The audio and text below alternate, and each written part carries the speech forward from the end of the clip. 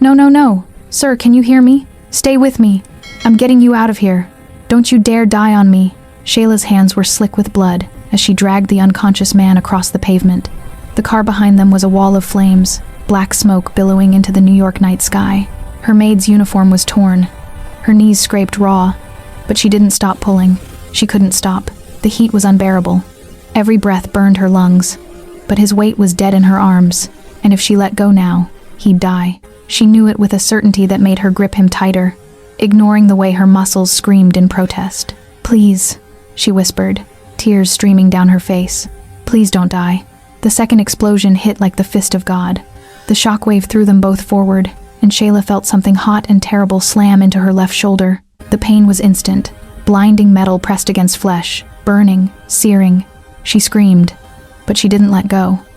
She twisted her body, shielding him as best she could as they hit the ground hard. For a moment, everything was fire and noise and agony. Then the world went quiet except for the sirens in the distance. Shayla looked down at the man in her arms. His face was covered in blood and soot, but his eyes fluttered open. Blue eyes. The most striking blue eyes she'd ever seen, even glazed with pain and shock. "Angel," he breathed, his voice barely a whisper. "You're my angel." Then his eyes closed, and Shayla was screaming for help, and the ambulance was screeching to a stop, and paramedics were pulling him away from her, and someone was wrapping her burned shoulder, and everything went dark. If you want to see how a mafia don fakes paralysis to hunt his family's traitor, while the woman who saved him becomes his unwilling bride, hit that subscribe button right now, and keep watching. This story gets darker, more dangerous, and absolutely addictive. You won't believe where this goes. 3 years later, the Mediterranean stretched out like a sheet of blue glass beyond the terrace of the Gredenko villa in Sicily. Alexei Gredenko sat in his wheelchair, motionless, his hands resting on the armrests with the stillness of a man who'd learned patience the hard way. The sun was setting, painting the sky in shades of blood, orange and purple, and Lorenzo Romano, his consigliere, stood a respectful distance behind him. "Mr. Gredenko, it's such a pleasure to see you've returned to Sicily," Lorenzo said, his voice carrying that particular tone of formality that men in their world used when they knew they were being watched. Even here, even now, there were eyes everywhere. "It's been too long." "Oh, it's been too long, Lorenzo," Alexei agreed, his voice smooth, cultured, with just a hint of Russian accent beneath the Italian. "So long that even you've changed. Your hair has gone gray. Well, it was 3 years ago to the day, capo, the accident. And it's true I'm getting older. Gray and tired." Lorenzo's reflection appeared in the glass of the terrace door, and Alexei could see the older man's face without turning. "But you look strong, despite everything." Alexei let the silence stretch for a moment, then spoke quietly, barely above a whisper. "Can you see me clearly right now, Lorenzo?" "Of course, capo. My vision has come back, dear friend. Completely. But remember, this is our secret. Nobody else can know." Lorenzo's breath caught. No, of course not. In fact, the culprit who rendered you blind years ago, your uncle Dmitri, he's still at large, still believes you're crippled and half blind. But you now have a secret advantage. 5 long years I've been in hiding," Alexei said, and there was steel beneath the silk of his voice. "And I'm sure in that time, Uncle Dmitri has done nothing but work to undermine my position, to steal what my father built, to position himself as the true power in this family." He paused, his fingers drumming once on the wheelchair's armrest. "But more importantly, the girl with the birthmark, the scar. What's our progress there?" Lorenzo shifted his weight, uncomfortable. "Well, I'm sorry to say, sir, that burned scar on her shoulder is all we had to go on. We have not found her as yet." "As yet." Alexei's jaw tightened. "That car accident, that fire, she's the only reason I survived that day. She saved my life. We need to keep looking for her, dear friend." Yes, sir." Lorenzo hesitated. "And what happens when we find her?" "I thank her. I owe her everything." Alexei's voice dropped to something dangerous. "And I protect her from the world that tried to kill me." Lorenzo glanced around the terrace, making sure they were truly alone, then spoke in barely a whisper. "Capo, are you sure it's wise to maintain this charade? The wheelchair? The blindness? You've been in that chair for 3 years." In one fluid movement, Alexei stood. His legs were strong, muscular, perfect. He walked to the edge of the terrace and gripped the railing, staring out at the sea. The paralyzed prince is dead, Lorenzo. But Il Fantasma, the ghost, he walks in shadows, and my uncle has no idea what's coming for him. Meanwhile, 3,000 miles away in New York City, Shayla Peters was on her knees in the marble foyer of the Castellano mansion, scrubbing the same floor she'd scrubbed every day for the past 5 years. Her hands were raw, the skin of her knuckles cracked from years of harsh chemicals and cold water. The burn scar on her left shoulder ached the way it always did when a storm was coming. And outside, dark clouds were gathering over Manhattan. Her phone buzzed in her apron pocket. She pulled it out quickly, glancing toward the stairs to make sure no one was watching, and answered in a whisper. Jane, please give me some good news. Tell me you found something. I found it, Shay. Jane's voice was excited, breathless. I found your grandmother's ruby necklace. Shayla's hand tightened on the phone so hard her knuckles went white. She'd been searching for that necklace for 5 years, ever since her grandmother died, and the guardians who were supposed to take care of her had stolen everything and left her with nothing. Really? Where? I knew it wasn't here. I looked everywhere in this house. It's in Alexei Gridenko's possession. The black sheep of the Gridenko crime family. Shayla's heart stopped. She knew that name. Everyone in their world knew that name. The Gridenkos were one of the 5 families. Old money and older blood, with connections that ran from New York to Sicily to Moscow. Why does he have it? How did he? Never mind that now. Jane cut her off. What's most important is that we get it back. We can't just Jane. Alexei Gridenko has been missing for 3 years. And black sheep or not, he's still the heir to the Gridenko fortune. His assets, including any jewelry collection, are locked down tighter than the Federal Reserve. There's no way to get to it. I need to get that necklace back. Shayla's voice broke. You don't know how long I've stayed in this house.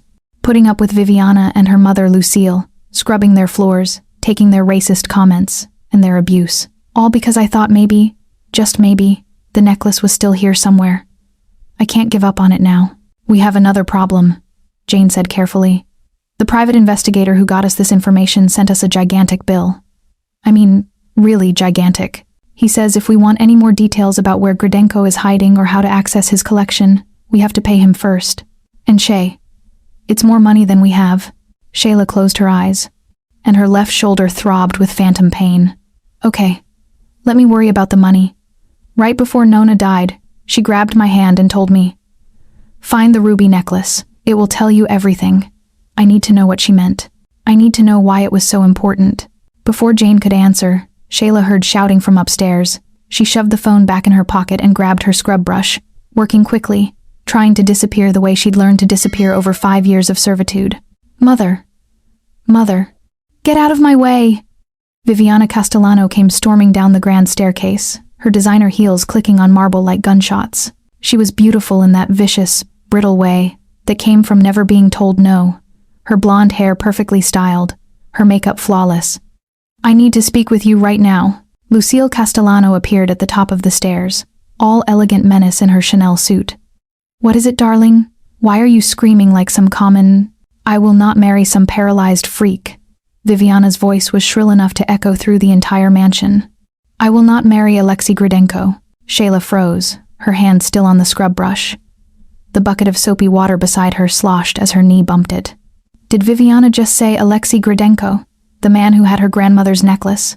Wait, Shayla breathed, too quiet for anyone to hear.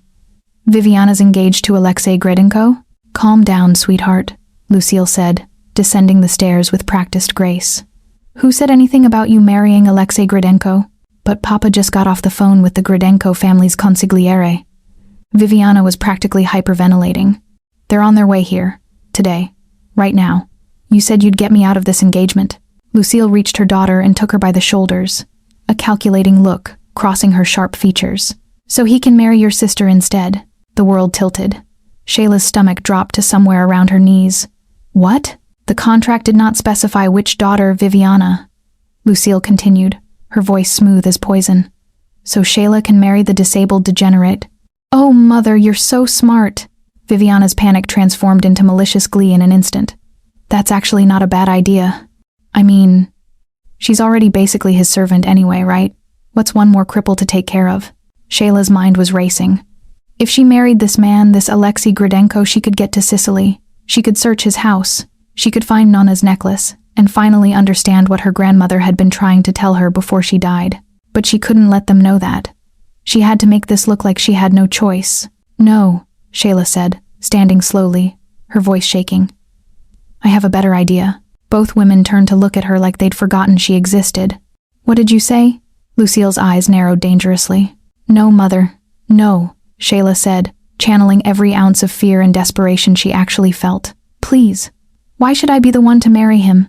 I've done everything you've asked. I've worked for you for 5 years without complaint. Please don't do this to me." "Oh no," Viviana said, but she was smiling. "This is perfect." Don Castellano emerged from his study, a thick folder in his hands and worry lines deep around his eyes. He was a big man, expensive suit struggling to contain his bulk, and he looked older than his 55 years. The FBI investigation was taking its toll. "What's all this screaming about? We have guests arriving any moment." "Per the agreement between the Castellano and Gridenko families," Lucille said, her voice crisp and businesslike, "we're obligated to complete this marriage arrangement this month. If we don't, they'll sue us for breach of contract. The fine will be astronomical, and we can't afford that right now, not with the federal investigation breathing down our necks." "What's her name again?" Don Castellano looked at the papers in his hand. "The Gridenko heir? Alexei Gridenko." "Sir," Lucille said, "though from what I understand, he prefers to go by his first name. And he's in a wheelchair now, paralyzed from the waist down after that car bombing 3 years ago. Some say he's also partially blind. The family tragedy. Really, his parents were killed in the same attack." Outside, through the front windows, a black Mercedes pulled up to the circular driveway. It was armored, expensive, and escorted by 2 identical black SUVs. This was not the car of a disgraced heir. This was power, even in exile. Inside the Mercedes, Alexei Gridenko sat in his wheelchair, which had been specially modified to fit in the back seat. Lorenzo was driving, and in the rearview mirror, he could see his capo's face calm, controlled, giving nothing away. "What's her name again? Capo? Your bride-to-be?" "Viviana Castellano," Alexei said, his voice neutral. He was studying the mansion through the tinted windows, cataloging exits, security cameras, potential threats, old habits. "I wonder what my bride-to-be will think about me being paralyzed and, damaged goods. This should be interesting." "The family needs this alliance," Lorenzo reminded him quietly. "The Castellanos have political connections we need, and they need our protection from the FBI. It's a good match strategically." "Strategy," Alexei repeated, something bitter in his voice. "Yes, let's call it that." The car stopped. Lorenzo got out first, opened the back door, and carefully helped Alexei into his wheelchair. To anyone watching, Alexei looked genuinely helpless. His legs hung limp, his movements were awkward, and he had to grip the armrests tightly as Lorenzo positioned him. It was a performance he'd perfected over 3 years. The front door of the mansion opened. Shayla saw him first from where she was still kneeling on the floor with her scrub brush, trying to be invisible. And her heart stopped. It was him. The man from the fire. The man she'd pulled from that burning car 3 years ago. She'd looked for him at the hospital afterward, but he'd vanished, moved to some private facility, the nurses had said, and they couldn't give her any information. She'd thought about him for months, wondering if he'd survived, if he'd recovered, if he even remembered that someone had saved him. And now here he was, in a wheelchair, paralyzed, because of that fire. "Oh my God," Shayla whispered, but no one heard her. Lorenzo pushed the wheelchair up the ramp that led to the front door. Alexei's face was carefully neutral. His eyes, those striking blue eyes, seemed to look past everything, unfocused, as if he couldn't quite see clearly. He was more handsome than she remembered, despite everything. Dark hair, sharp cheekbones, strong jaw. He looked like he belonged on a magazine cover, not in a wheelchair. "So this is the Gridenko heir," Viviana said loudly, staring at him with open disgust. "He's actually, he's attractive, I guess, for a cripple. Mr. Gridenko, I presume?" Lucille stepped forward, her smile sharp enough to cut glass. "Welcome to our home. I'm Lucille Castellano, and this is my daughter Viviana." "Yes, I'm here for Viviana Castellano," Alexei said, his voice cultured and smooth. His Italian was perfect, his Russian accent just barely detectable. "I believe we have a marriage agreement. Our families contracted this union 6 months ago." Viviana looked at him, then at his wheelchair, then back at his face. "Oh my God, you really are paralyzed, and you're a cripple. Who the hell is going to marry you? Because it's not me. I don't care what contract my father signed. Viviana. Don Castellano stepped forward, his face red. Mr. Gridenko, please excuse my daughter. She's just... Our families have a contract, Alexei said, and there was steel beneath the silk now. Are you telling me you want to break the agreement? Because I should warn you. The Gridenko family takes breach of contract very seriously indeed. Something in his voice made even Viviana step back. This was not a weak man, wheelchair or not. Of course not, Mr. Gridenko, Lucille said smoothly, her mind already working. We honor our commitments. However, I have 2 daughters, as you may know from the family files. The contract did not specify which daughter. You will simply be marrying Shayla instead. Alexei's head turned, and for the first time, his eyes found Shayla where she knelt on the floor in her maid's uniform, scrub brush still in her hand. Their gazes locked, and something passed between them, recognition, confusion, a spark of something neither could name. Why do I feel like I've seen her before? Alexei thought, his breath catching in his chest. And why his eyes dropped to her shoulder. Visible through the thin fabric of her uniform where it had slipped slightly is that the exact pattern of a burn scar. I never agreed to this, Shayla said, her voice shaking. She stood slowly, setting down the brush. I don't want to marry a stranger. Nobody wants you here, Shayla. Viviana sneered. You've been leeching off us for long enough. Living in our house, eating our food, wearing our cast-off clothes. That's right, Lucille added, her smile vicious. It's time to start paying the family dues. Shayla's hands balled into fists at her sides. Me leeching off of you?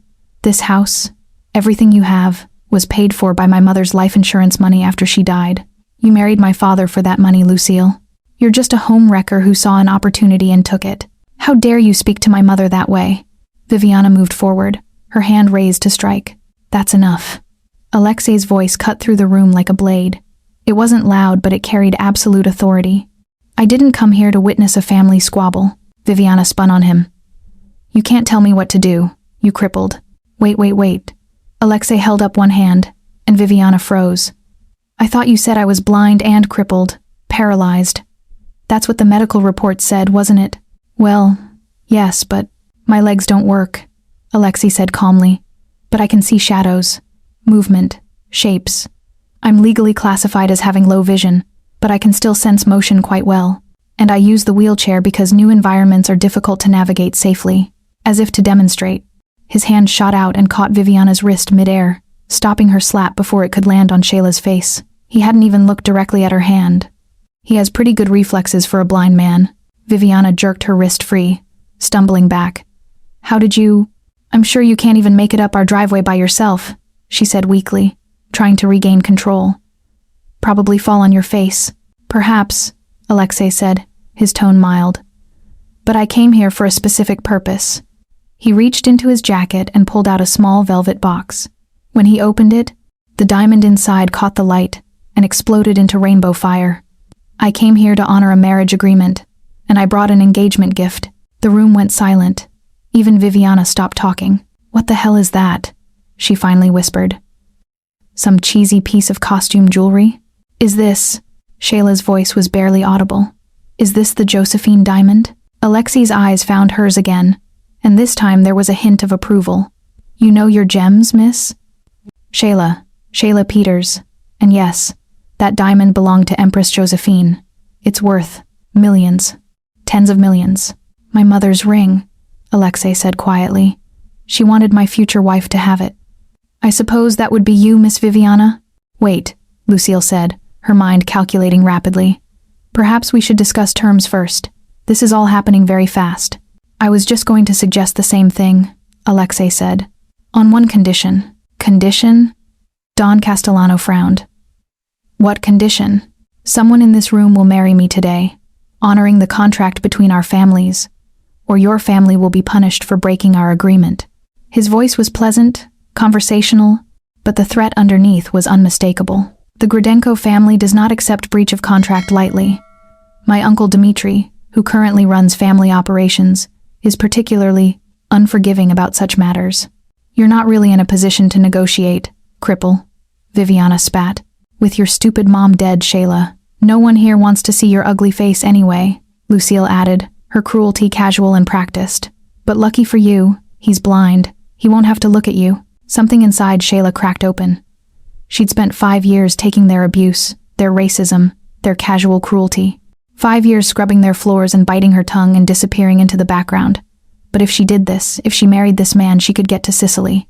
She could find her grandmother's necklace. She could finally understand what Nana had been trying to tell her before she died. "Okay," Shayla said, her voice stronger now. "What's your condition, Mr. Gridenko?" His eyes found hers again, and she saw surprise there. "Not for you, Miss Peters. My condition is for them." He gestured to the Castellano family.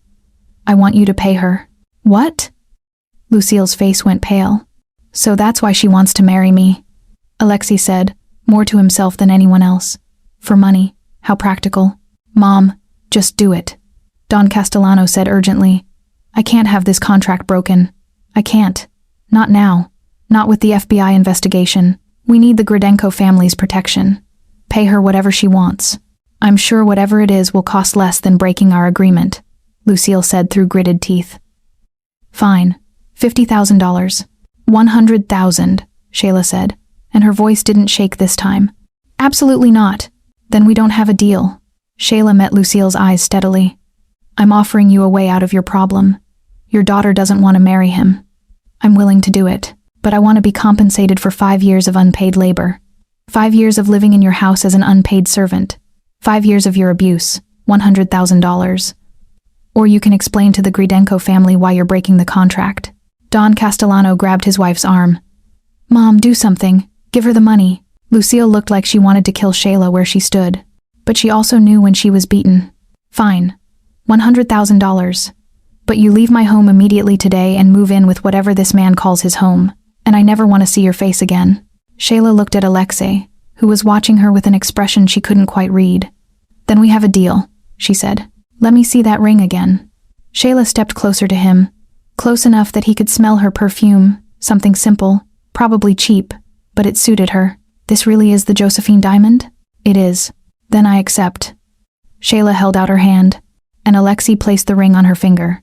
It was too big, clearly meant for someone else, but the weight of it felt like a promise, or a threat. "And I'm also taking everything that belongs to me. Every piece of my mother's jewelry that you stole, Lucille. Every photograph, every memory, every single thing you took from me. Get your stuff and get out," Viviana hissed. "I'm sick of looking at you." 20 minutes later, Shayla stood on the front steps of the mansion with 3 small suitcases, everything she owned in the world, and a check for $100,000 in her pocket that felt like it might burn a hole through the fabric. Lorenzo was loading her bags into the trunk of the Mercedes, and Alexei was waiting in his wheelchair by the car. "Ma'am, I can help you with those," Lorenzo said, reaching for her last bag. "I've got it, thank you," Shayla said. She'd spent 5 years learning not to trust help from men in expensive suits. "Do you need help climbing into the car?" Lorenzo gestured to the back seat, where there was clearly space next to Alexei's wheelchair. Shayla looked at Alexei, really looked at him, trying to reconcile the dying man she'd pulled from the fire with this composed, controlled stranger in front of her. "Does my being black bother you?" she asked bluntly. Alexei blinked, surprise crossing his face for just a moment. "Why would it? Your family is Russian and Italian. I'm black. I've learned that matters to people like you. People like me," he repeated, something sardonic in his voice. "You mean criminals?" "I mean mafia royalty." "I'm hardly royalty anymore," Alexei said. "I'm the disgraced heir in a wheelchair. But to answer your question, no. Your race doesn't bother me. Does my disability bother you?" Shayla thought about the fire, the explosion, the way his blood had soaked into her uniform, the way she'd held him while he died or almost died, the way his eyes had opened for just a moment and he'd called her an angel. "No," she said softly. "Why would it? You're still alive. That's what matters." Something flickered in Alexei's eyes. Recognition, confusion, something deeper that he quickly shuttered away. "Thank you for saying that.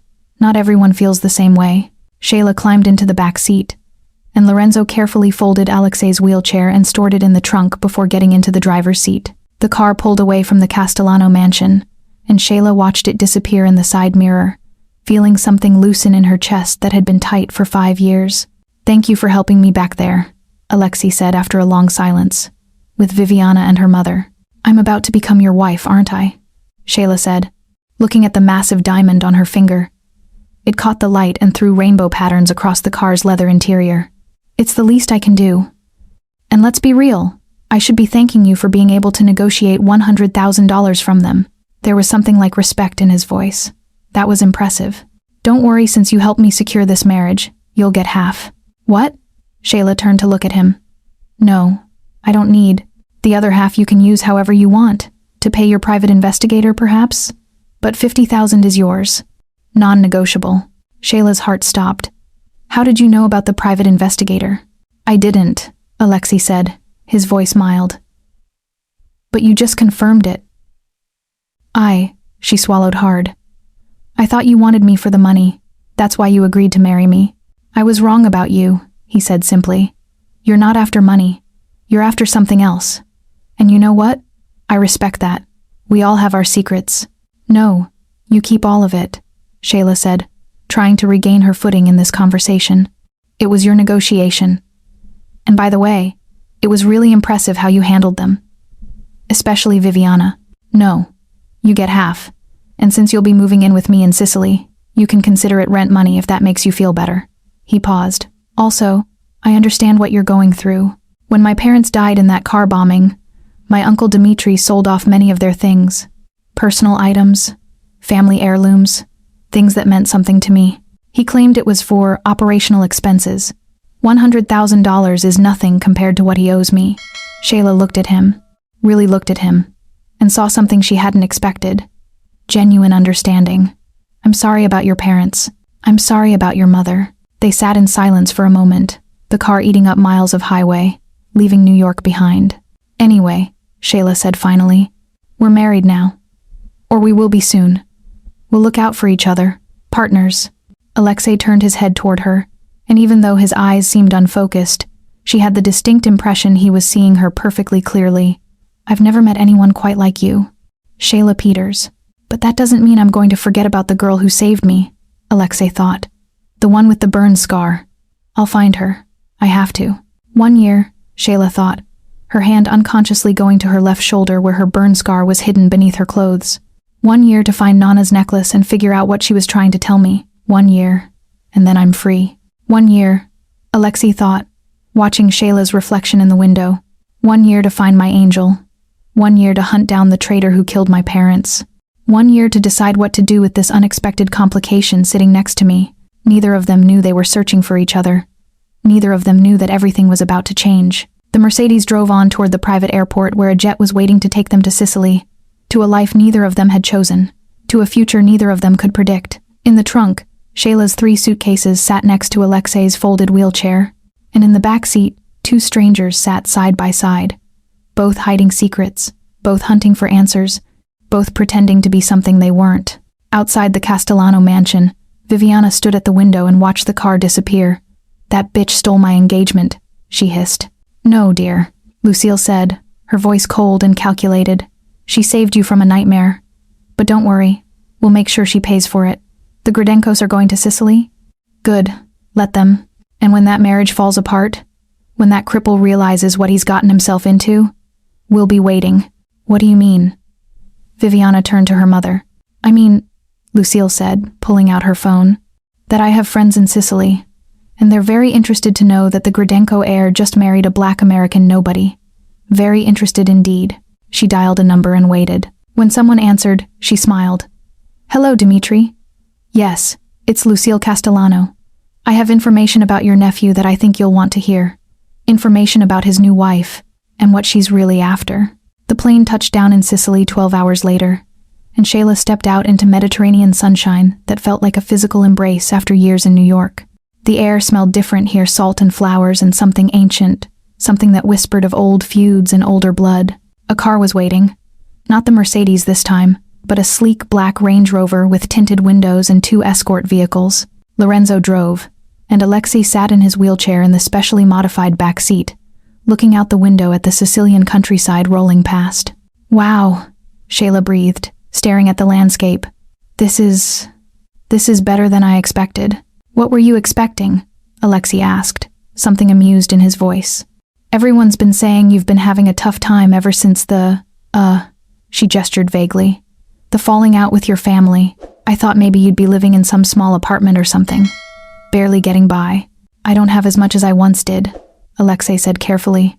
But I manage. Don't worry. That check burning in your pocket, no husband of mine is going to have to worry about money. The car turned up a private road, and Shayla's breath caught in her throat. At the end of the drive sat a villa that looked like it had been carved from the cliff face itself. 3 stories of pale stone and terracotta roof tiles, with terraces that overlooked the Mediterranean and gardens that sprawled down the hillside in cascades of color. This wasn't the home of a disgraced heir barely scraping by. This was the home of someone with serious power. She really is clever, Alexei murmured, watching Shayla's face. She's wondering how I can afford this. Good. Let her wonder. The car stopped, and Lorenzo came around to help Alexei into his wheelchair. A line of staff members stood waiting at the front entrance. Housekeepers, groundskeepers, a chef in whites, all of them watching with various expressions of curiosity, suspicion, or carefully blank professionalism. Congratulations to our recently married couple, Lorenzo announced, his voice carrying across the drive. Welcome home, Donna Gradenko. Several staff members applauded politely. One older woman, the head housekeeper, from the look of her severe black dress and iron gray hair, looked at Shayla with something that might have been approval or might have been assessment. It was hard to tell. This is the best welcoming committee ever, Shayla said, overwhelmed. Are they always this sweet? They're loyal, Alexei said simply. Loyalty is more valuable than sweetness in our world. Lorenzo came forward carrying several boxes, designer labels that Shayla recognized from magazines but had never dreamed of owning. Cartier, Chanel, Hermes, Bulgari. For you, Donna Gradenko. The capo requested these be prepared for your arrival. This is too much. Shayla shook her head. I can't accept all of this. I know that we only got married as part of a business deal, Alexei said, his voice gentle. But as your husband, at least for the next year, I insist. You deserve beautiful things, Shayla. You deserve to be treated well. No, really, No. His voice was firmer now. No buts about it. You deserve this. After 5 years with the Castellanos, you deserve so much more than this. Shayla looked at him, at this stranger who was now her husband, and felt something shift in her chest. Something dangerous. Thank you, Alexei. I love it. All of it. They were moving toward the villa's entrance when Lorenzo suddenly shouted, Boss, watch out. Everything happened in slow motion. Shayla saw it falling, a massive stone planter from the 3rd floor balcony, easily 300 pounds of marble and soil and plants, dropping straight toward where they stood. It was going to crush them both. There was no time to move, no time to run. Instinct took over.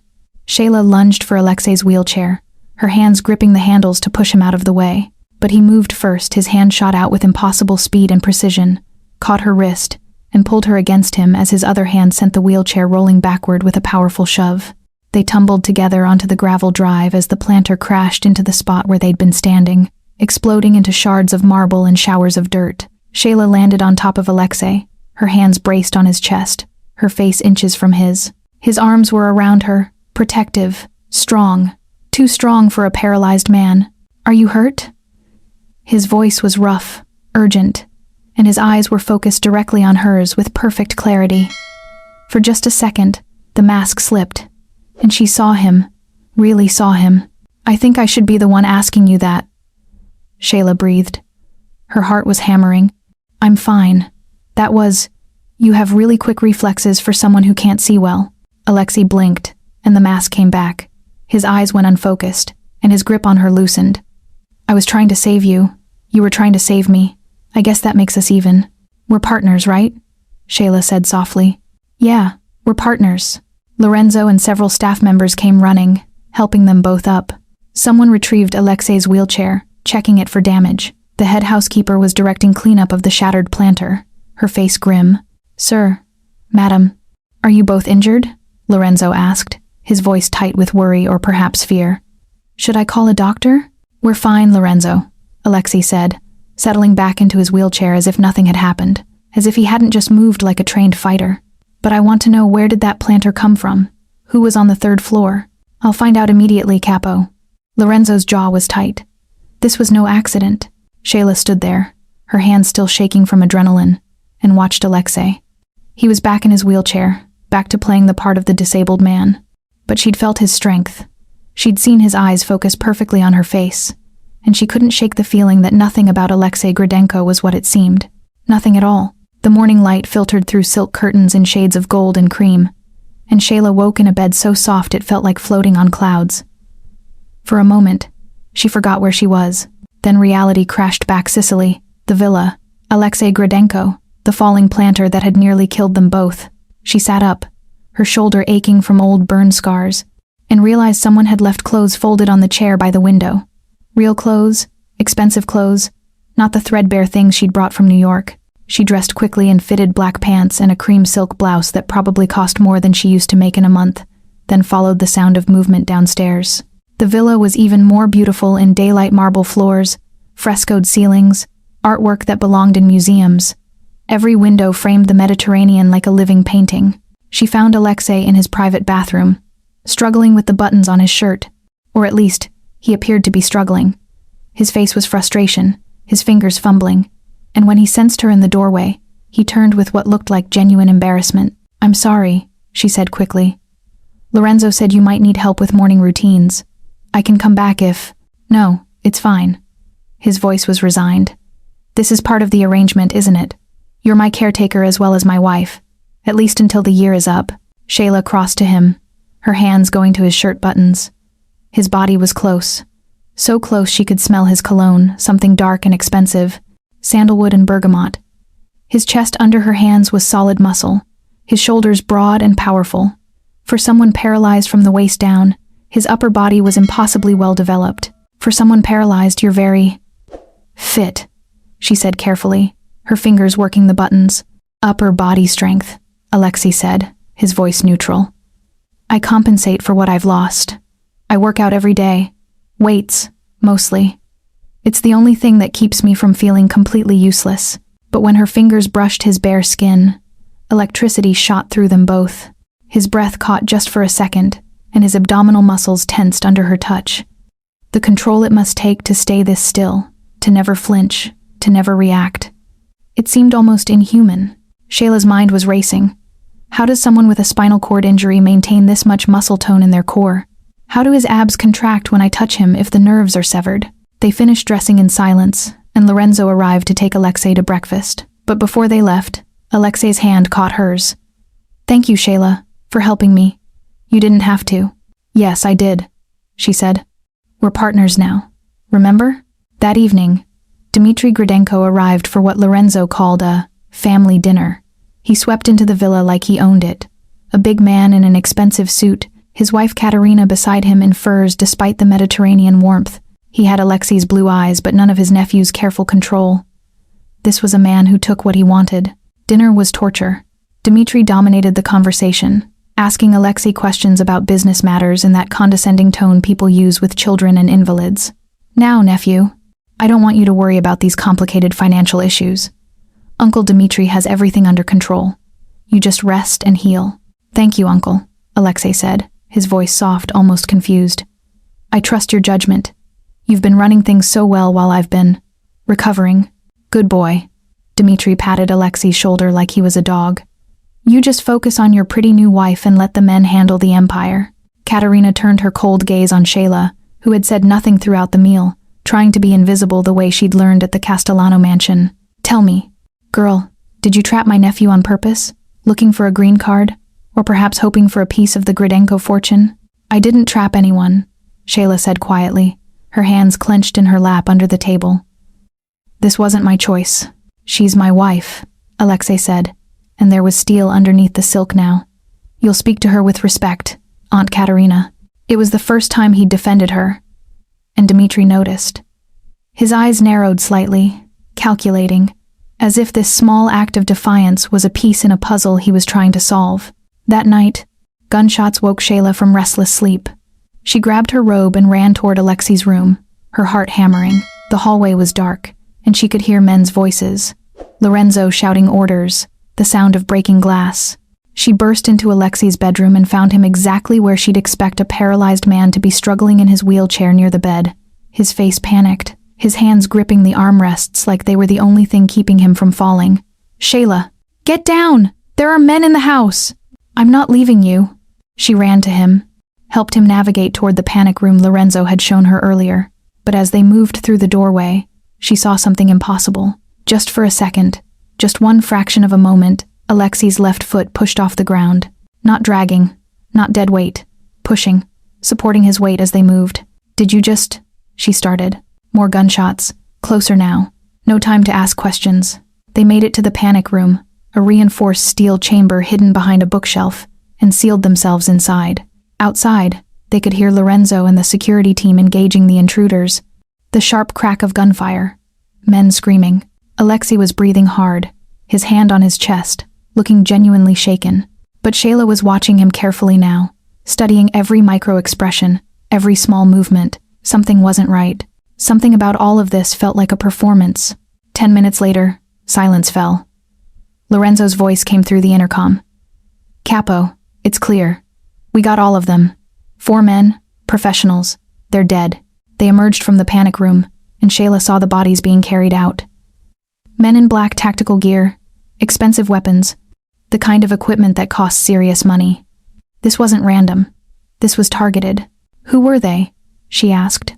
"I don't know," Lorenzo said, but his eyes flicked to Alexei, and she knew he was lying. They both knew exactly who had sent these men. Later, Shayla helped Alexei back to his room, her hands shaking from adrenaline. She settled him into bed, and as she turned to leave, his hand caught her wrist. "Thank you. For not leaving me. For staying. We're partners," she said. Their faces were inches apart in the dim light. "I told you we look out for each other." After she left, Alexei stood from his bed and walked to the window, staring out at the dark Mediterranean. He pulled out his phone and dialed.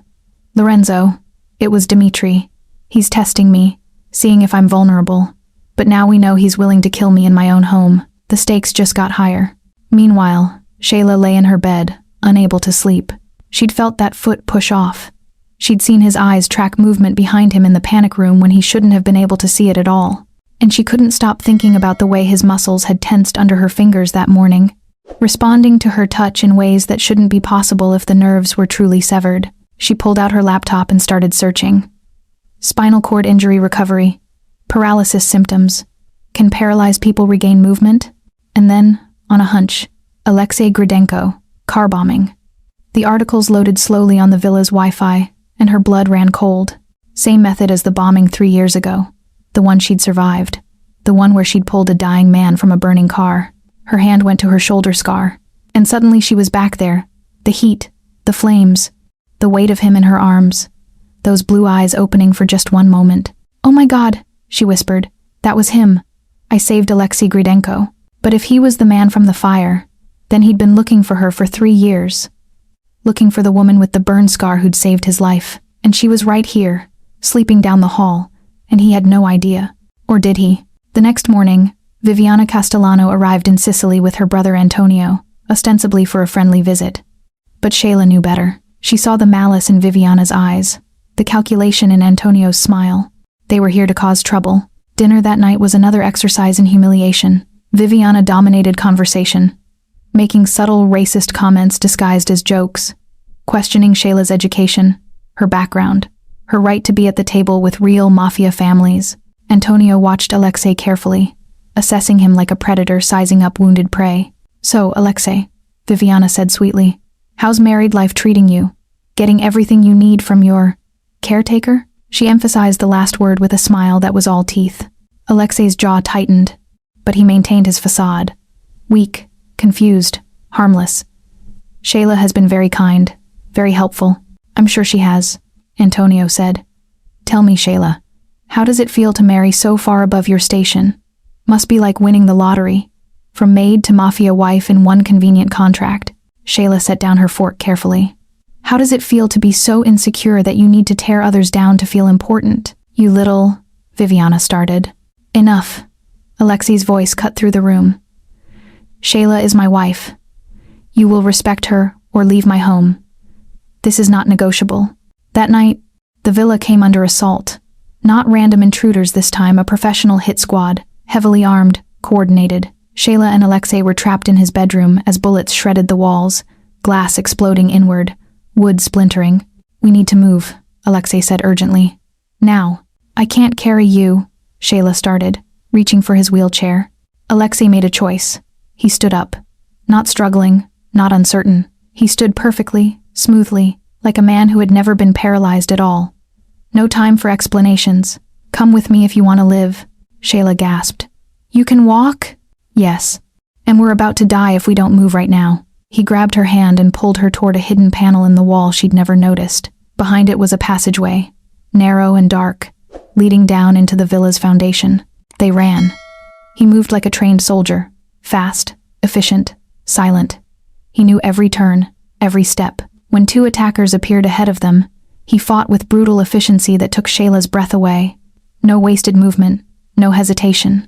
He broke the first man's neck and took his gun in one smooth motion, then shot the second before the body hit the ground. This was not a disabled man. This was a predator. This was death in a perfectly tailored suit. They made it to an underground safe room, steel walls and reinforced door, and sealed themselves inside. Shayla was shaking, her mind trying to process what she'd just seen. Above them, they could hear Lorenzo and the guards fighting, the assault continuing. You've been lying this whole time, she said, her voice breaking. You can walk. You can see perfectly. Everything about you is a lie. Yes. No apology in his voice, just fact. Why?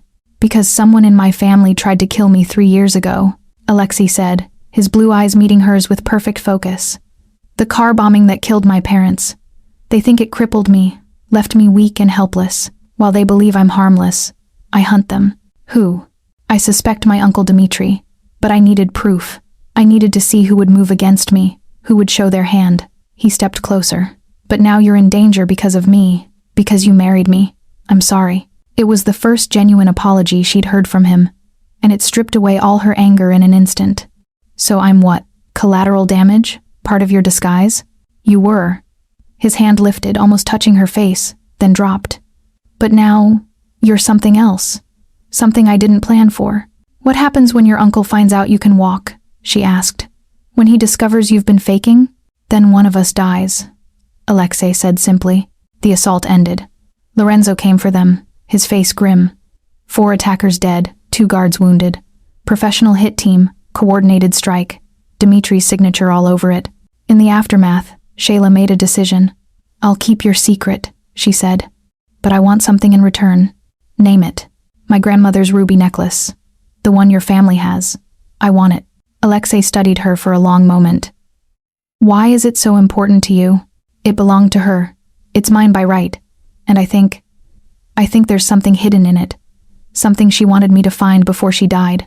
Then you'll have it, Alexei said. But not yet. It's currently in my uncle's possession. He stole it from my vault months ago, probably because he knew it was valuable. We'll have to take it back. We? Yes. Partners, remember?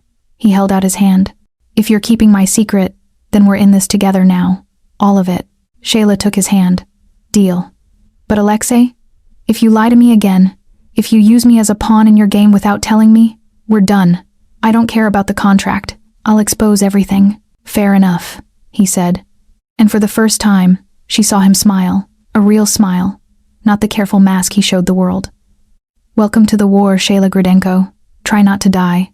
Over the next few weeks, everything changed. Alexei trained Shayla to shoot, to fight, to think strategically.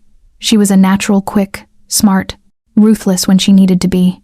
He brought her into his operation, showing her the empire he'd built in shadows, the network of power and influence that stretched from Sicily to New York to Moscow. Il Fantasma wasn't just a legend. He was real, and he was her husband. She identified a mole in their shipping operation within minutes of seeing the ledgers. This man, she said, pointing to a name. He's stealing.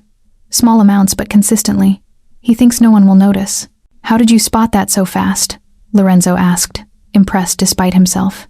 I've been invisible my whole life, Shayla said. You see everything when no one knows you're watching. They planned the heist together. Dmitri was hosting a gala at his Palermo estate, and the ruby necklace would be in his private vault.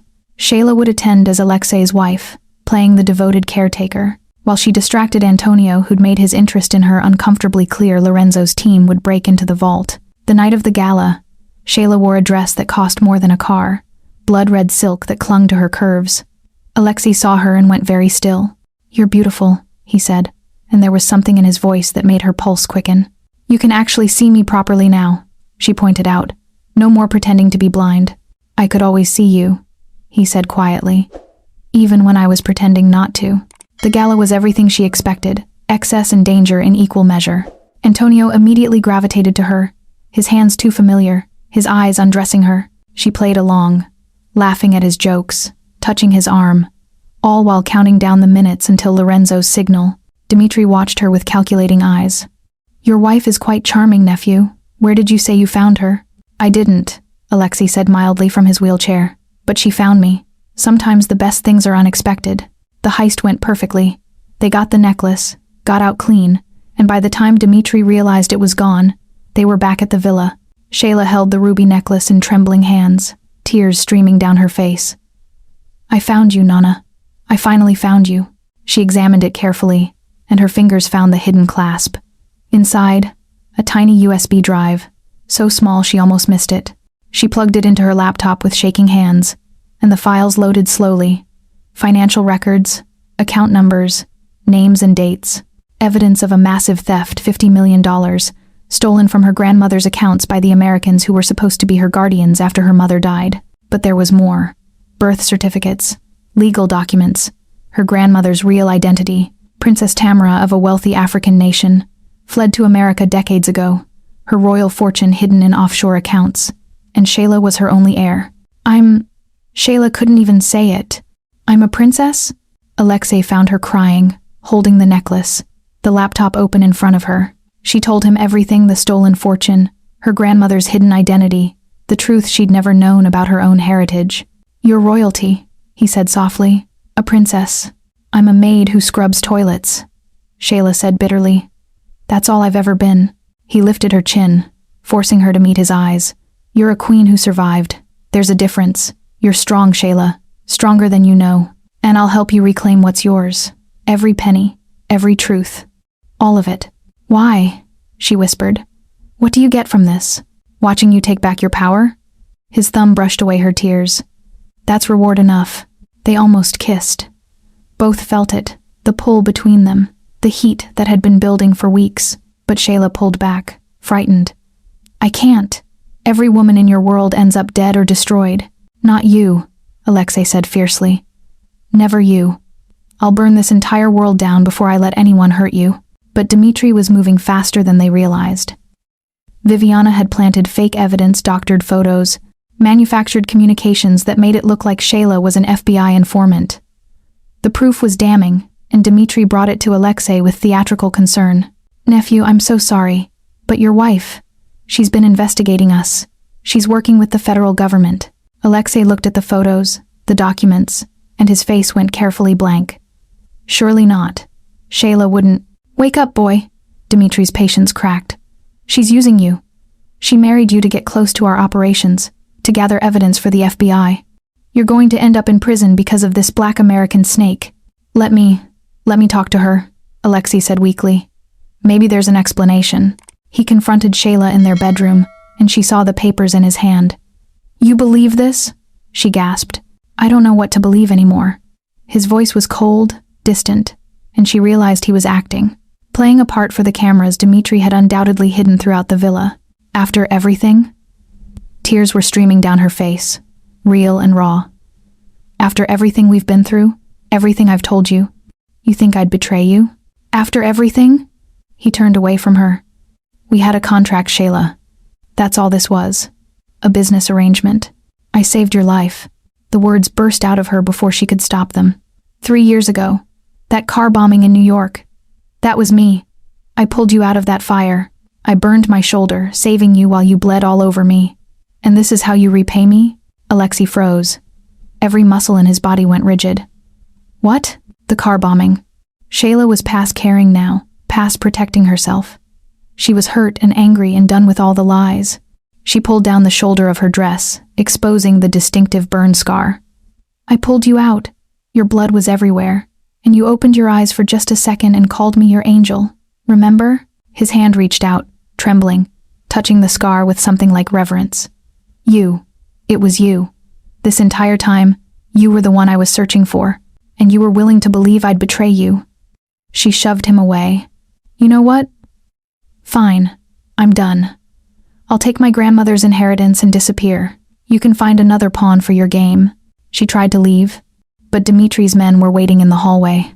They'd been ordered to detain her, to bring her to Dimitri for questioning. The fight was brutal and fast. Shayla used everything Alexei had taught her. She broke one man's nose, disarmed another, went for eyes and throats in any vulnerable spot she could find. But there were too many of them. Then Alexei was there. Not in his wheelchair, not pretending weakness. He moved like death itself, like Il Fantasma made flesh. He destroyed Dimitri's men with a violence that was almost beautiful in its efficiency. Broken bones, shattered jaws, men screaming and falling and not getting back up. Shayla watched him, and she saw the truth finally. This was who he really was. Not the paralyzed victim, not the weak heir. This was Sicily's most feared Don, and he was terrifying. When the last man fell, Alexei turned to her. "The evidence is fake. I knew from the beginning it wasn't real." "Then why?" "Because Dimitri is watching everything," he said urgently. "Every camera, every microphone. I had to make him think I doubted you, that you were compromised. Your reaction had to be real." "So you broke my heart for your damn cover?" She shoved him hard. "You couldn't trust me enough to tell me the plan? I couldn't risk you giving it away." He grabbed her shoulders. "Don't you understand? If he knew I cared about you, if he knew you meant something to me, he'd use you to destroy me." The words hung in the air between them. Alexei realized what he'd said a second too late. "Shayla, cared about me?" Her voice was barely a whisper. "Yes. No more lies. No more masks. You're the woman I've been searching for 3 years. My angel. The one who saved my life. And I..." He stopped, the words catching in his throat. "You what?" "I need you," he said roughly. "Not for the contract. Not for the cover. I need you, Shayla. I can't do this without you." The kiss was inevitable. 3 years of searching, weeks of denial, all of it crashed together in a moment that felt like coming home. His hands tangled in her hair, her arms wrapped around him, and for the first time in either of their lives, they were exactly where they belonged. "I'm terrified," she whispered against his mouth. "Every woman in your world ends up dead or destroyed. Not you." He pulled back just enough to look into her eyes. "Never you. You're my queen, Shayla. I'll burn this world down before I let anyone hurt you. I swear it." They made love that night, and it wasn't gentle. It was desperate and hungry and real. All the lies finally stripped away. Afterward, she lay in his arms, her head on his chest, listening to his heartbeat. "Dimitri knows now," she said quietly. "His men saw you walk, saw you fight." "I know." His hand stroked her hair. "Which means the game is over. It's time to end this." "What do we do?" "We go to war," Alexei said. "Together." 3 days later, Dimitri made his move. Lorenzo trusted, loyal. Lorenzo revealed himself as the traitor.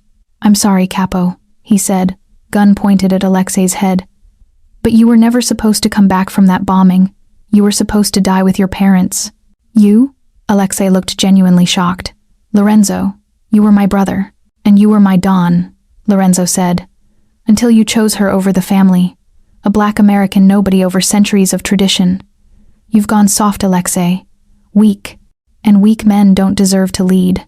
He took Shayla at gunpoint, and there was nothing Alexei could do but watch as they drugged her and dragged her away. The last thing she saw before the darkness took her was Alexei's face, twisted with rage and fear, and she thought, "This is how it ends. I finally found him, and now I'm going to die." She woke in an abandoned warehouse, chained to a chair, her head pounding. Dimitri stood in front of her, Viviana and Antonio flanking him like eager hunting dogs. Lorenzo stood in the shadows, his face carefully neutral. "Welcome, Princess," Dimitri said mockingly. "Or should I say, the future former Mrs. Skrydenko? Time to pay for your ambitions." The torture was methodical. Dimitri wanted to know where the USB drive was, what evidence Shayla had found, who she'd shared it with, but she never broke. Every time Viviana raised the knife, every time Antonio's fist connected, Shayla channeled her grandmother's strength and refused to give them anything. "Your husband isn't coming," Dimitri said finally. "He's dead by now." My men surrounded the villa. "It's over." "You don't know him," Shayla said through split lips. "You never did." Meanwhile, Alexei was cutting through Dimitri's organization like a scythe through wheat. No mercy, no prisoners, just pure calculated violence. Other families watched Il Fantasma emerge from shadow into light and realized the legend was real. and he was terrifying. He found the warehouse through sheer force of will and Lorenzo's broken confession. When he arrived with his small team of loyal soldiers, it was like death itself had come calling. The assault was surgical. Silent kills, perfect precision, moving through the building like a ghost. He found Shayla chained and bleeding, and his control shattered completely. "What did they do to you?" "Took you long enough," she managed through her pain. "I was getting bored." He almost smiled. "Almost. I'll kill them all. Slowly." "Do it fast," Shayla said. "I want to watch." Dimitri appeared with Antonio and Viviana, all of them armed. "Mexican standoff. Drop your weapons or I blow her brains out," Dimitri said. "You won't," Alexei replied calmly. "You need her alive to control me." "True." Dimitri aimed lower. "But I don't need her whole." He shot Shayla in the shoulder, deliberately not fatal, but agonizing. Alexei roared, but Shayla screamed. Don't give him what he wants." "Choose, nephew," Dimitri said. "Your empire or her life. Sign everything over to me, right now, or watch her die piece by piece." Alexei dropped his weapons, dropped to his knees. "Take it. Take everything. The whole empire. Just let her go." Shayla was crying. "No, Alexei, no, don't do this." "Pathetic," Dimitri sneered. "Just like your father. He begged too, at the end. Begged me not to put that bomb in his car." "You," Alexei's face went white. "You killed my parents?" "Of course I did." Dimitri was enjoying this now. They were weak, both of them. "And you? You're weaker still. Giving up everything for some black whore you've known for a few months. Disgusting." But Shayla had seen something. Antonio's gun, just within reach if she moved fast enough. She used the last of her strength, grabbed the gun, shot Antonio in the knee. Chaos erupted. Alexei retrieved his weapon in the confusion, took out Viviana's gun hand with one clean shot. Now it was just him and Dimitri, weapons pointed at each other. "You were always weak," Dimitri spat. "Just like your father." "My father was a good man," Alexei said coldly. "You're a parasite who stole from his own family. I built this empire. You stole from it." Alexei's voice was ice. "I am this empire. I'm Il Fantasma. I'm the ghost that haunts every nightmare you've had for 3 years. And every phone call, every meeting, every betrayal you've committed, I recorded it all. FBI sirens in the distance. They're coming for you, uncle. But you won't make it to trial." Dimitri shot at Shayla one last time, pure spite. Alexei dove in front of her, took the bullet in his chest, but he didn't go down. He returned fire, and Dimitri fell, blood spreading across the concrete. You were supposed to die," Dimitri gasped. "Il Fantasma can't die," Alexei said. "That's why I'm a ghost." They escaped through tunnels as the FBI raided the warehouse. Both wounded, both alive. In a safe house, a doctor patched them up while they lay side by side on a bed, hands clasped together. "You took a bullet for me," Shayla whispered. "I'd take 1,000 for you." "That's the dumbest thing you've ever said." "Probably," he agreed. "But I mean it." They kissed through pain and exhaustion and relief. "I love you," she said. "I don't know when it happened, but I love you." "I love you too," Alexei said. "From the moment you pulled me from that fire, I've been looking for you ever since. And I found you." The FBI closed the case on Dmitry Gridenko, killed resisting arrest. Agent Rodriguez quietly deleted the recordings of Alexei and let Il Fantasma disappear back into shadow. Sometimes, she thought, the ghost deserves to win. 2 weeks later, in a villa in Malta, Alexei and Shayla healed together. No more lies, no more masks, just truth and vulnerability, and love. Shayla used the USB evidence to sue for her grandmother's stolen fortune. With Alexei's lawyers, it was a slam dunk. $50 million returned, plus interest. Her grandmother's royal title officially recognized. The media went wild. From maid to princess to mafia queen. "You don't need me anymore," Alexei said, watching her. "You're rich. You're royal. You could walk away from all of this." "I could," Shayla agreed. "But I don't want to." Alexei consolidated his power. With Dmitry dead and Lorenzo executed, he stepped fully into his role as Il Fantasma. The 5 families met, and he established his territory clearly. Sicily, southern Italy, parts of Russia. Anyone who challenged him challenged death itself. He brought Shayla forward. "This is Shayla Gridenko, my Donna, my queen. She speaks with my voice. She acts with my authority." Old school dons bristled. A black woman as Mafia Queen? Unheard of. I know what you're thinking, Shayla said, her voice steady. But I earned this crown in blood. Anyone wants to challenge that can step forward now. Silence. They'd all seen what she'd survived. One old Don finally spoke. Welcome to the table, Donna Gridenko. Viviana and Antonio survived the warehouse but were crippled. Alexei gave them to Shayla. Your revenge, your choice. Shayla looked at them. Viviana terrified. Antonio broken. You made me scrub toilets for 5 years. Called me every name you could think of. So here's what's going to happen. You're going to work for me. Lowest level. You'll clean, you'll serve, and you'll remember what it feels like to be powerless. Worse than death for Viviana. Perfect justice. They renewed their vows, this time by choice. A massive celebration across Sicily. She wore her grandmother's ruby necklace. He gave her a crown. You earned this. You survived hell and came out a queen. No more lies, he vowed. No more pretending. You're my heart, my strength, my equal. From maid to queen, Shayla said. From contract to forever. I choose you, Alexei Gridenko. Every day, I choose you. One twist remained. Alexei's mother had survived the bombing, hiding in witness protection, gathering evidence against Dmitri. She emerged now, reuniting with her son in a moment of pure joy. She met Shayla. You saved my son. Twice. Once from fire, once from darkness. He saved me too, Shayla said. 6 months later, the empire thrived under their dual rule. Alexei handled operations and traditional business. Shayla handled politics, social programs, and modernization. Together, they revolutionized the mafia. Less violence, more strategy. Other families watched nervously as the future took shape. Shayla discovered she was pregnant, terrified to tell Alexei, terrified of what it meant in their world. But he found the test and broke down crying. We're having a baby? Are you scared? Terrified, he admitted.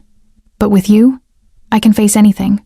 He vowed to make the world safe for their child. He even began negotiations with the FBI limited immunity in exchange for information on international cartels. I'm becoming a father. My child won't inherit a war. They built a legitimate empire alongside the mafia operations.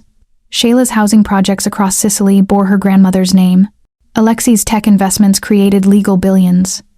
They were creating an exit strategy, planning to retire their children from the game. Shayla opened an art gallery honoring her grandmother, featuring African art and stolen heritage returned. The opening was who's who of both art and mafia worlds, a symbol of her journey from maid to queen to philanthropist. A new threat emerged, Russian Bratva wanting Gridenko territory. An assassination attempt on Shayla. She survived, killed 3 attackers herself, while 6 months pregnant. Alexei arrived to find her standing over bodies, deadly and magnificent. Remind me never to make you angry. Too late, she said. I'm always angry. That's why I'm alive. They wiped out the Bratva in 72 hours. Message sent. The queen is as deadly as the king. The official coronation ceremony made Shayla the recognized Donna of the Gridenko family. All 5 families attended.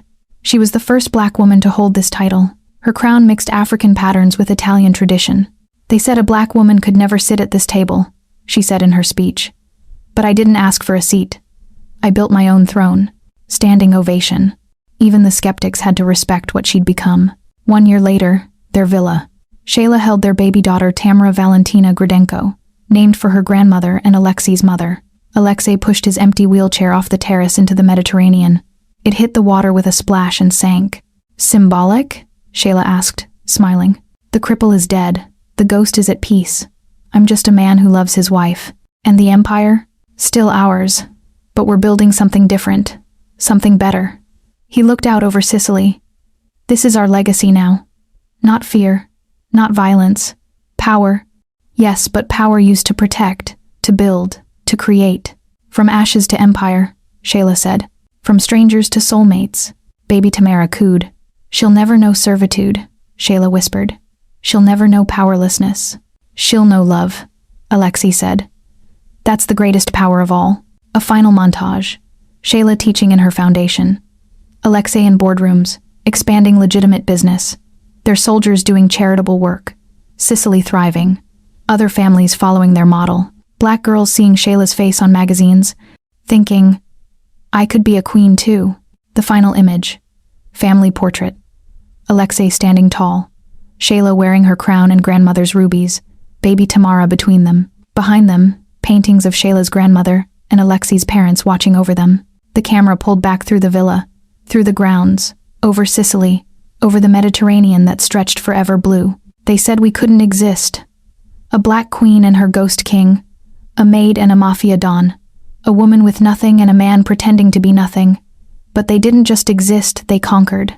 They built an empire on truth instead of lies, on partnership instead of power, on love instead of fear. This is their legacy. This is their truth. And this is only the beginning. The sound of baby Tamara laughing. Il Fantasma and La Regina ruled Sicily for 40 years, transforming both the underworld and the upper world. Their empire became legend, their love became myth, and their daughter, well, that's another story. Sometimes the most powerful thing you can do is survive. Everything else is just crown-worthy.